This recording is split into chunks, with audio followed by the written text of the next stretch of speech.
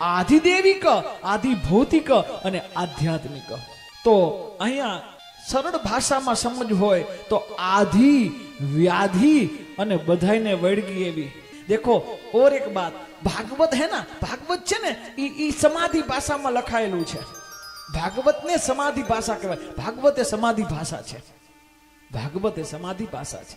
તો અહીંયા સમાધિ ભાષામાં લગાયેલું છે. તો ભાગવતમાં બી એટલે સમાધિ લાગે છે, કારણ કે ભાગવત હોય અહીંયા સમાધિ જ હોય, અહીંયા ઉપાધિ ન હોય. અહીંયા સાચું બોલજો, હાવો ઘરનો ડાયરો એવી રીતે હાવ સાચું બોલજો. અહીંયા બેઠા કાંઈ ઉપાધિ ખરી, કાંઈ ચિંતા છે? કારણ કે આ ભાગવતનો પ્રતાપ છે. અહીંયા કશું જ ઉપાધિ નથી, કાંઈ જ ઉપાધિ નથી. પણ જેવું આ સ્થાન છોડશો ને ગેરંટી મારી ઉપાધિ આવશે આવશે ને આવશે. કઈ ખબર છે? અહીંયાથી જેવું સ્થાન આ મંડપ છોડશો, આટલા બધામાં મારા ચંપલ હોય તો આવી ઉપાધિ. આ ઉપાધિ વળગેલી છે. ઉપાધિમાંથી સમાધિ સુધીની યાત્રા એટલે ભાગવત છે.